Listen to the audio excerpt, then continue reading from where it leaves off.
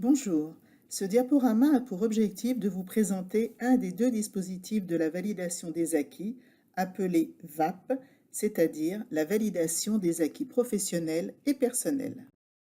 Avant de développer le dispositif de la VAP, il semble important de rappeler la différence entre la VAP et la VAE. La VAP, validation des acquis professionnels et personnels, est la possibilité d'intégrer une formation sans en avoir le titre requis. Par exemple, pour entrer en première année de master, il faut être titulaire d'une licence. Or, vous voudriez entrer en master alors que vous n'avez pas cette licence. La VAP va vous permettre de faire reconnaître votre expérience professionnelle pour pouvoir entrer en formation de master sans avoir cette licence. Nous verrons dans les slides suivants comment procéder. Le deuxième dispositif, la VAE, validation des acquis de l'expérience, consiste à faire reconnaître son expérience professionnelle pour obtenir un diplôme sans passer par la case retour en formation.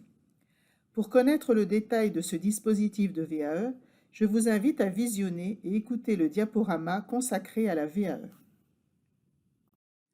Revenons donc à la validation des acquis professionnels et personnels, la VAP.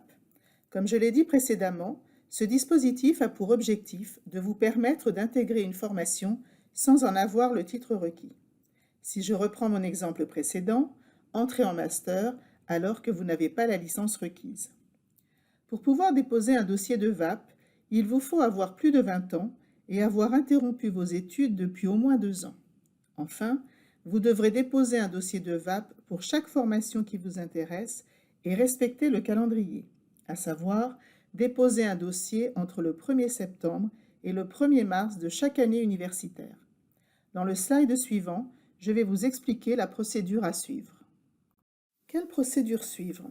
Tout d'abord, il vous est conseillé de venir assister à un atelier d'information organisé chaque mois. Sur le site de l'université, consultez l'agenda de nos ateliers et envoyez un mail à l'adresse qui figure en rouge sur ce slide pour vous inscrire. Ces ateliers sont organisés de 9h30 à 12h30 sur le campus de Villetaneuse. Ensuite, si vous souhaitez vous engager dans cette démarche, vous devrez télécharger un dossier de demande de recevabilité, toujours sur le site de l'université, dont le lien figure sur ce slide. Vous devrez impérativement déposer ce dossier avant le 1er mars.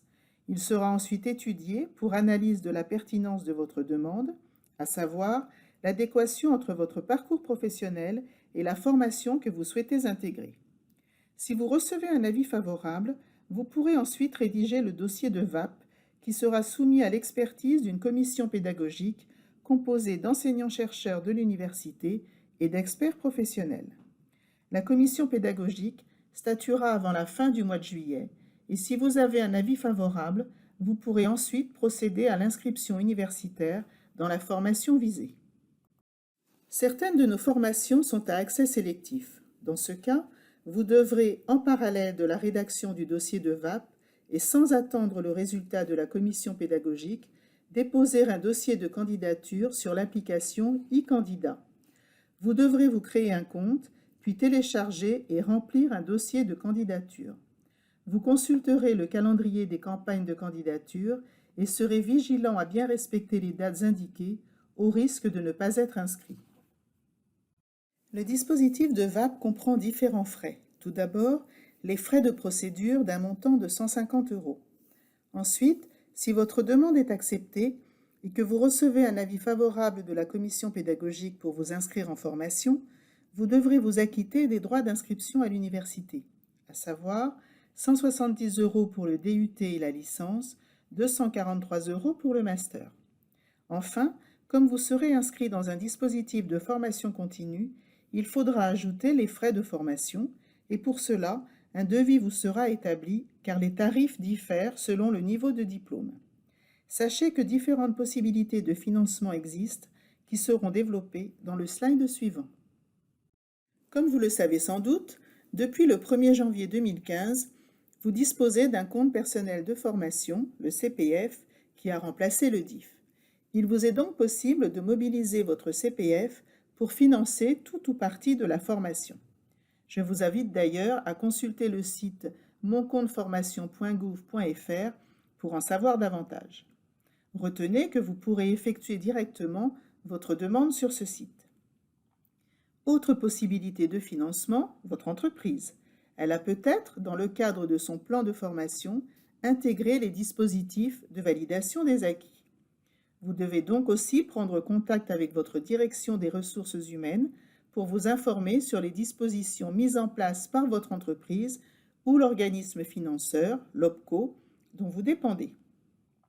Si vous êtes demandeur d'emploi, il vous est conseillé de vous rapprocher de votre conseiller Pôle emploi pour étudier avec lui les aides dont vous pourriez bénéficier.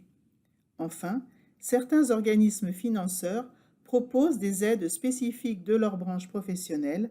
Dans ce cas, contactez-les directement.